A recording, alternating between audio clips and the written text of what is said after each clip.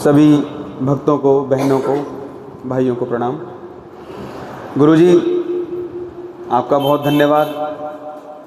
आपके सानिध्य में हम जो भाव विभोर हो जाते हैं और भजन और गाने एक जैसे लगने लगते हैं, तो ये आपके प्रेम का प्रतीक है कि गाने में भी जो हमारा भाव है वो भजन तक पहुंच जाता है।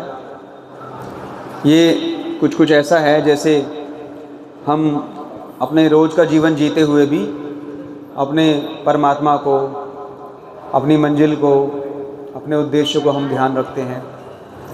तो ऐसा जो सत्संग का वातावरण आप बनाते हैं, इसके लिए आपको कोटि कोटि नमन है और धन्यवाद है। गुरुदेव, आपने जो हमारा पिछला वार्तालाप था उसमें मार्गदर्शन किया कि किस तरह से है और है नहीं, अर्थात जो हम निराकार के और शून्य के असमंजस में फंसकर अपनी सनातन की परंपरा को भूल जाते हैं और हमारा मन इधर उधर भटक जाता है, और इस भटकाव में जो हम मत पंथों के चंगुल में फंस जाते हैं। मुझे ऐसा लगता है कि हम में से यहाँ अधिकतर लोग कभी ना कभी किसी न किसी मत पंथ के प्रभाव में आए, और चूँकि मानव की एक सहज जिज्ञासा होती है, जब हम जन्म लेते हैं, हम अपने परिवार में हमारा लालन पालन होता है, हम अपने माँ बाप को जो हमारी परंपराएं हैं उन्हें निभाते हुए देखते हैं, तो बहुत सारे प्रश्नों के जवाब हमें मिल नहीं पाते। उन्हें फिर हम अपने अपने तरीके से ढूंढते हैं, चाहे कहीं जाना पड़े, चाहे कुछ पुस्तकें हमें मिल जाएं, कभी टीवी के माध्यम से, कभी रेडियो के माध्यम से, हमारी उत्सुकता बढ़ती रहती है। इसी उत्सुकता का लाभ उठाकर जो मतपंथी हैं वो हमें अपने प्रभाव में ले लेते हैं। वो हमारे गहरे सवालों के हल्के फुल्के जवाब देकर हमें भटका देते हैं, क्योंकि अगर कोई गूढ़ ज्ञान है तो मात्र दो चार बातों से तो समझ आता नहीं है, किंतु वो क्या करते हैं कि हमारी प्रश्नों के ऊपरी तौर पर जवाब दे देते हैं। हमें लगता है कि हमारा असली मकसद यही है, हमारा असली रास्ता यही है। बाद में कभी कुछ सालों के बाद जब हमें पता चलता है कि ये देखने में कुछ और था, यहाँ तो निराकार के नाम पर व्यक्ति पूजन हो रहा है, तो हम आदत पड़ चुकी होती है और हम भी उसी व्यक्ति पूजन में लगे रहते हैं। जीवन के बहुत बाद में जाकर जब हमें ये पता चलता है कि हम तो उसी मतपंथ में, उसी व्यक्ति पूजन में लग गए, और जो इस मानव जीवन में आकर जानने का जो मौका था वो हमने गंवा दिया। किंतु हमें आदत ऐसी पड़ जाती है कि हम उन्हीं चीज़ों में लगे रहते हैं। ऐसा मैं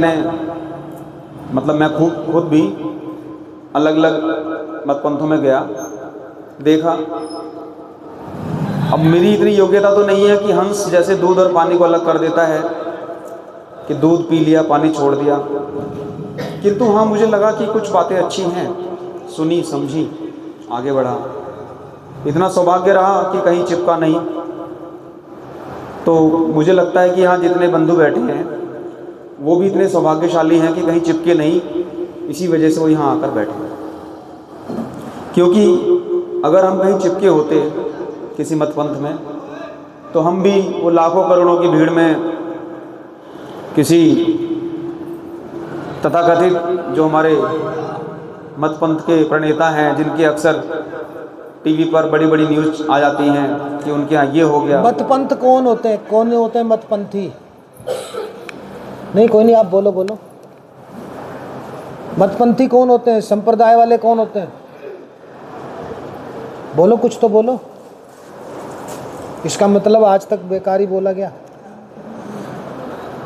गुरुजी, नहीं, आप तो बता दोगे। मतपंथी कौन होते हैं?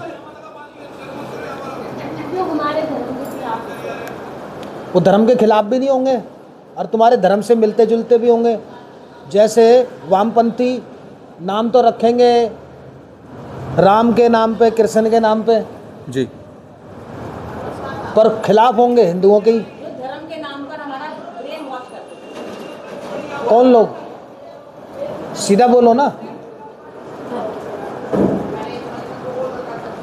उसमें हमारे भी हैं, चाहे वो ब्रह्म कुमारी वाले हो, चाहे आर्य समाज वाले हो, चाहे वो ब्रह्म या राधा स्वामी धन सतगुरु हो। गुरुजी अधिकतर शून्यवादी होते हैं। वो कहते हैं कि निराकार परमात्मा है और ये जो गुरुदेव बैठे हैं, ये जो सज्जन बैठे हैं, ये उस निराकार से आपको डायरेक्ट मिलवा देंगे। तो शून्यवाद क्या होता है नहीं। रिक्त। तो शून्यवाद को वो क्यों लाते हैं? गुरुदेव, शून्यवाद में उन्हें एक लाभ ये होता है कि सामने ना किसी प्रत्यक्ष की जरूरत है, बीच में माध्यम वो बनकर वो वहाँ पर मतलब शून्यवाद को लाने का मतलब क्या होता है? गुरुदेव, आपका कहने का मतलब है कि उस शून्यवाद की जो प्रचार प्रसार करते हैं, उससे जो है पब्लिक वहाँ पर भागती है। तो वो शून्यवाद क्यों लाया गया?